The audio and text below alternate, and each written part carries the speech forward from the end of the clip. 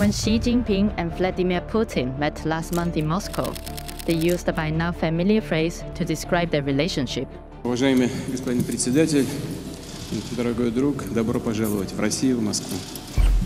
尊敬的普京总统，我也称你为我亲爱的朋友。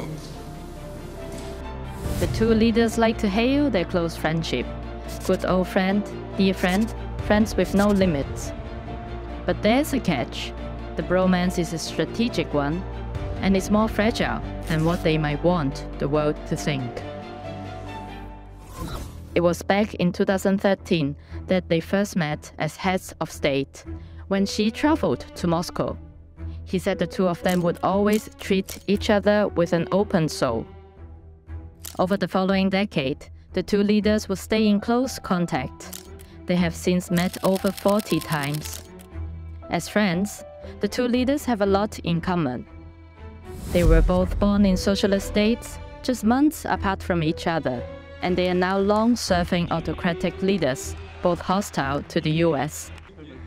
They made pancakes and drank vodka together. Putin even gave Xi a box of ice cream for his 66th birthday. But friends they might be, Russia and China are not formal allies. That means the two countries aren't obliged to come to each other's defense when a military conflict breaks out. So the no-limits partnership they declared just before Russia launched its invasion on Ukraine thus have limits. Though China refused to condemn Russia's invasion and to call it a war, it has never endorsed Putin's action either. Beijing also said it will not send lethal weapons to Russia, which its dear friend desperately needs at the moment. I think China is very calculating. It knows that if it were to support Russia in its war against Ukraine, it would immediately result in an immense backlash also from the United States, from Europe. Xi Jinping wouldn't want to be sanctioned for a friend. He has his own global standing to consider. He doesn't want to be on the wrong side of history. It's much more attractive and it's much more easier to maneuver if you try to present yourself as a neutral actor. Why then did Xi Jinping pay a visit to Putin when the tide seems to be against Russia? Just days before their meeting, the International Criminal Court has issued an arrest warrant for Putin for his alleged war crimes, including illegally transferring Ukrainian children to Russia. Because for Beijing, the worst-case scenario is the fall of Putin's regime and complete regime disintegration, which would also entail a lot of security risks, both within Russia but also internationally. China shares an over 4,000-kilometer-long border with Russia, and having an unstable neighbor is the last thing Xi Jinping wants. And there's also the question of political messaging. Ultimately, China wants to position itself as an advocate for peace. It wants to play some sort of mediating role between Ukraine and Russia. Before the meeting, China presented a so-called peace plan, though it didn't set out any concrete steps towards ending the war.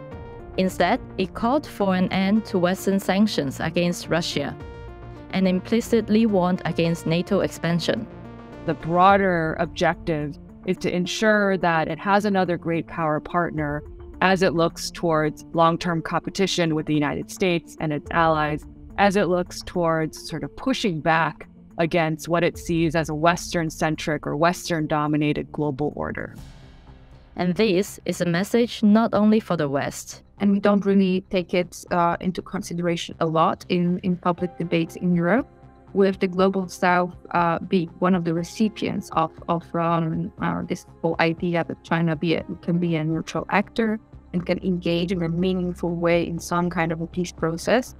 As for Putin, this friendship is needed now more than ever.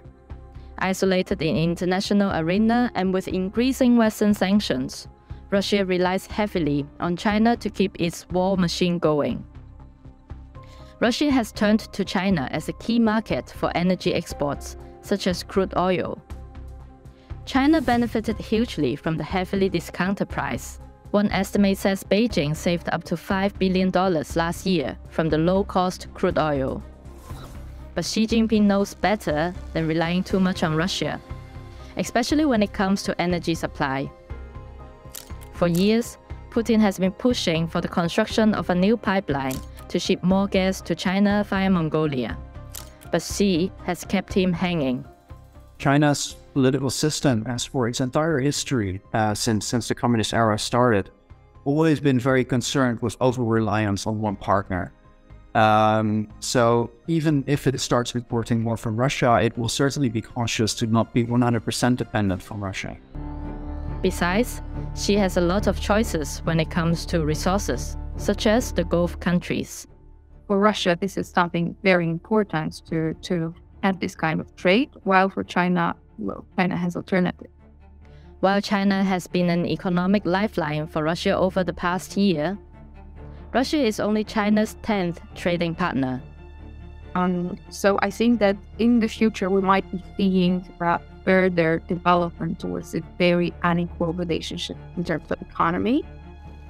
Self-styled strongman Putin doesn't have much choice but to be a subordinate to his friend in China. And this might displease his inner circle. Moscow doesn't have any way out of it at this point. And this might cause quite a lot of tensions, especially within Russia, within the political elites, who might feel increasingly taken advantage of. But for all the risks this friendship brings, for now, it seems having the same enemy is the glue holding it together. Ultimately, I think both sides really see the same threats, the US world kind of hegemony, so to speak, and see them in the same way. So because they share the same threats, it's important for them to stick together.